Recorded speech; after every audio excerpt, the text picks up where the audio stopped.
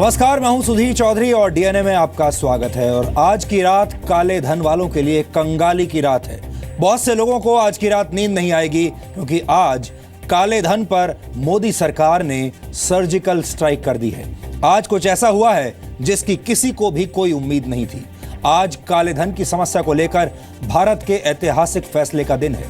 प्रधानमंत्री नरेंद्र मोदी ने आज देश के नाम अचानक एक संदेश देने का फैसला किया। शाम तक किसी को इस बात का कोई अंदेशा नहीं था, लेकिन अचानक एक घोषणा होती है कि थोड़ी देर के बाद यानी आज रात 8 बजे प्रधानमंत्री राष्ट्र के नाम एक संदेश देंगे। कोई नहीं जानता था वो क्या कहने वाले हैं। पूरे भारत को उन्होंने आज ये सूचना दी कि 500 रुपए और 1000 रुपए के नोटों को आज रात 12 बजे से बंद कर दिया गया है।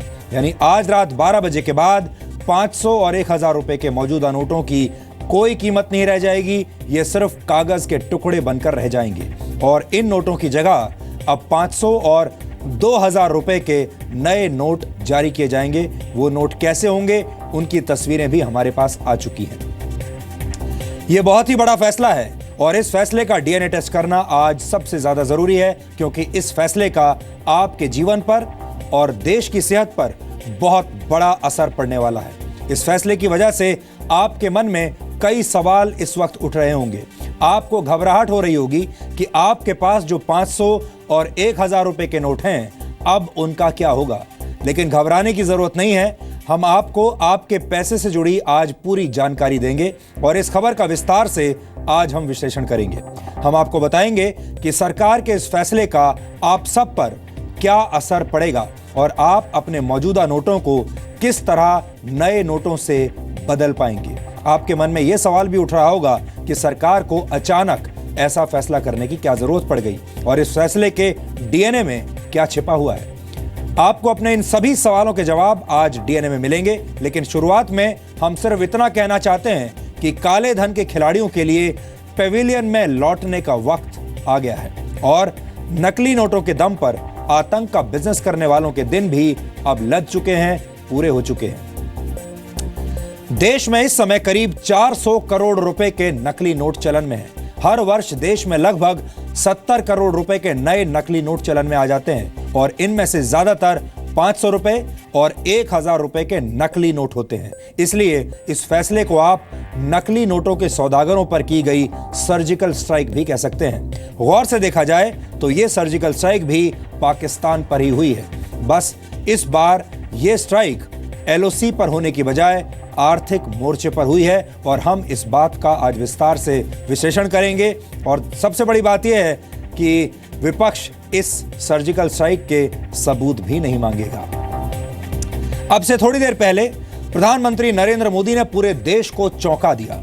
उन्होंने देश के नाम एक संबोधन दिया और इस संबोधन में उन्होंने एक ऐसी बात कही जो काला धन जमा करने वालों और हवाला की मदद से हथियार खरीदकर आतंक की फैक्ट्री में इन्वेस्ट करने वालों को परेशान कर देगी। आज मध्य रात्रि यानी 8 नवंबर 2016 की रात 12 बजे से वर्तमान में जारी 500 रुपए और 1000 रुपए के करेंसी नोट लीगल नहीं रहेंगे, यानी ये मुद्राएं कानूनन अमान्य हो जाएंगी। आप इसे काले धन के चोरों के लिए बंद किया गया एक दरवाजा भी कह सकते हैं। हालांकि इस फैसले का आपकी जेब पर क्या असर पड़ेगा, इसे भी प्रधानमंत्री ने अपने भाषण के दौरान साफ कर दिया है। इसलिए सबसे पहले आपको ध्यान लगाकर ध्यान से प्रधानमंत्री नरेंद्र मोदी की ये बात सुननी चाहिए और इसके बाद हम अपने एक्सपर्ट्स के जरिए आज के इस बड़े फैसले का विश्लेषण करेंगे और आपको बताएंगे कि जो इस देश में ईमानदार लोग हैं, जिन्होंने अपनी मेहनत से पैसा कमाया है, क्यों उनके लिए घबराने की कोई बात नहीं है। लेकिन जिनके पास काला धन है, बेईमानी का पैसा है, उन लोगों के लिए आज की रात बहुत भारी होगी। देश को भ्रष्टाचार और काले धन रूपी दिमक से मुक्त कराने के लिए एक और सख्त कदम उठाना जरूरी हो गया है। आज मध्यरात्रि यानी 8 नवंबर 2016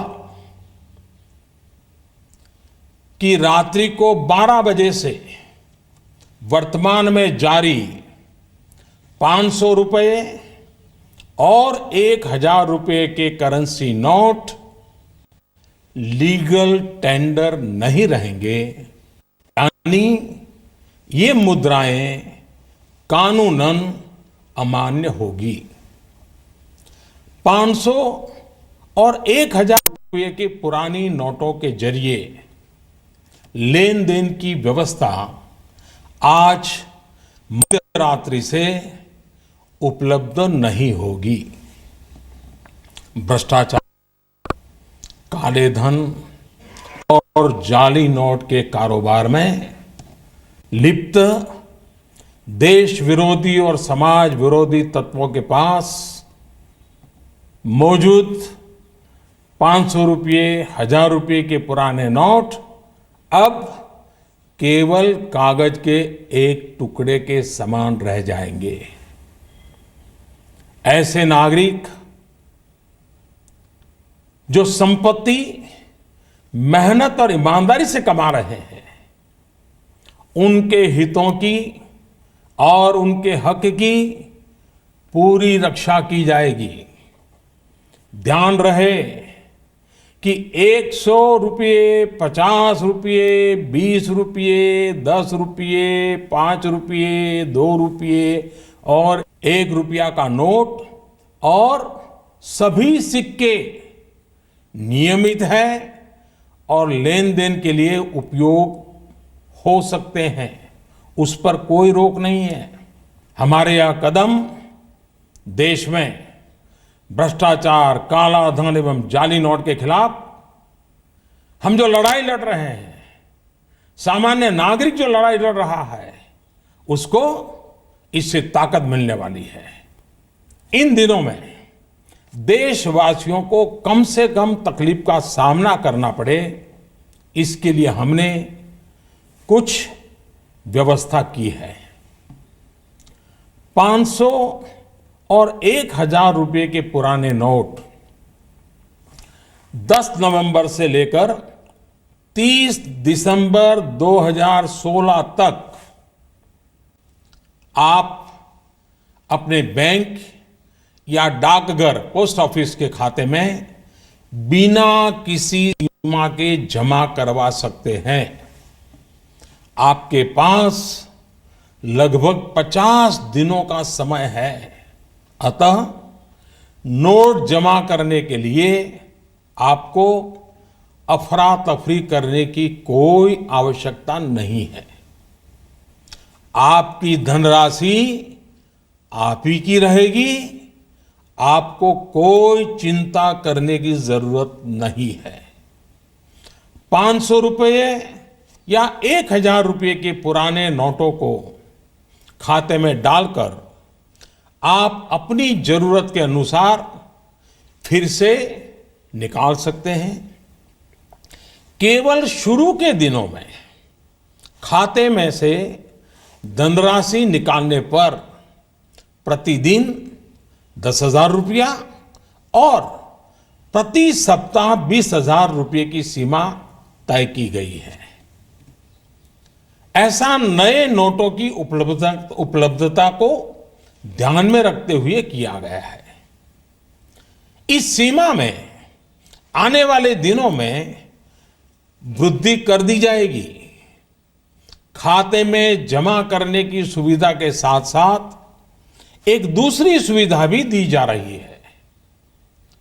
तत्काल आवश्यकता के लिए 500 और 1000 रुपये के पुराने नोटों को नए एवं मान्य नोट के साथ 10 नवंबर से 30 दिसंबर तक आप किसी भी बैंक या प्रमुख और उप डाकघर, हेड पोस्ट ऑफिस और सब पोस्ट ऑफिस के काउंटर से अपना पहचान पत्र जैसे कि आधार कार्ड, मतदाता कार्ड यानी कि voter card, ration card, passport, pan card इत्यादि सबूत के रूप में पेश करके आप नोट बदल सकते हैं। प्रारंभ में 10 नवंबर से 24 नवंबर तक 4,000 रुपया तक के पुराने 500 एवं 1000 रुपये के नोट बदले जा सकते हैं। 15 दिनों के बाद यानी 25 नवंबर से 4,000 रुपये की सीमा में वृद्धि कर दी जाएगी।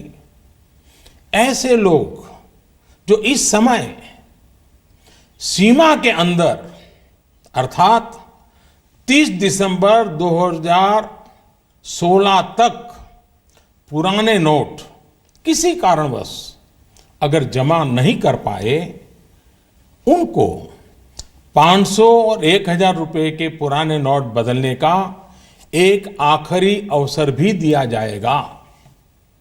ऐसे लोग रिजर्व बैंक के निर्धारित ऑफिस में अपनी राशि। और प्रधानमंत्री ने रिजर्व बैंक की बात की और हम आपको लेकर चलते हैं रिजर्व बैंक ऑफ इंडिया की प्रेस कॉन्फ्रेंस में और देखिए governor reserve bank of India क्या कह रहे हैं। Governor please. Good evening, ladies and gentlemen. Thank you, Director General. The government has observed misuse of genuine high denomination notes for terror financing and also for holding black money.